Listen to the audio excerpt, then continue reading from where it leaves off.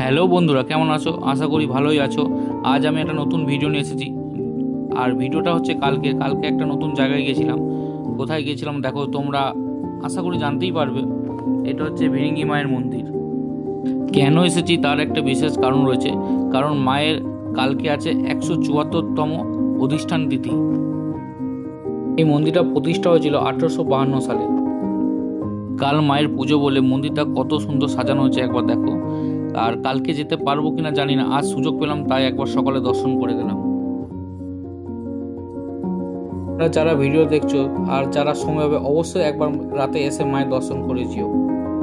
তার কারণ এই পুরনো বিগ্রহ সরিয়ে যখন নতুন বিগ্রহ প্রতিষ্ঠা করা হয় তখন অনেক অলৌকিক ঘটনা ঘটে। একবার মাকে দেখো কি সুন্দর লাগছে, তাই না?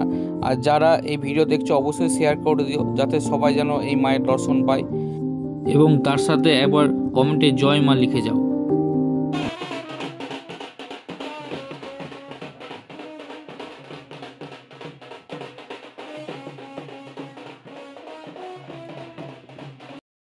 এই যে আজকের ভিড়টা দেখছো, এ তো কিছু নয়, কালকে এর থেকে বেশি ভিড় হবে। যদি সম্ভব হয় অবশ্যই মায়ের দর্শন করে দিও। সাধক অক্ষয় কুমার রায় এই মন্দিরে প্রতিষ্ঠা করেন ঠিকই, কিন্তু নবরূপে প্রতিষ্ঠা করেন রবীন্দ্রনাথ রায় মহাশয়। আমাদের এই প্রাণের শহর দুর্গাপুরে এই ঐতিহাসিক মন্দিরের সম্বন্ধে জেনে তোমাদের কেমন লাগছে অবশ্যই আমাকে জানাবে। এছাড়া এখানে আরও ছোট ছোট মন্দির আছে, তারও দর্শন করে নিও তোমরা। এই মন্দিরের বিপরীতেই আছে বাবা ভোলেনাথের মন্দির, তারও দর্শন তোমরা করে নাও। আর তার সাথে কমেন্টে হর হর মহাদেব লিখে দাও।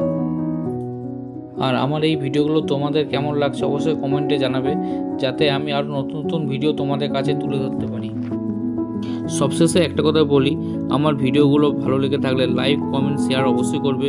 ফেসবুক থেকে দেখলে ফলো করে দিও, আর ইউটিউব থেকে দেখলে সাবস্ক্রাইব আর পাশে বেল আইকন বাজিয়ে দেবে, যাতে সব ভিডিও সবার প্রথম তোমার কাছে পৌঁছে যায়।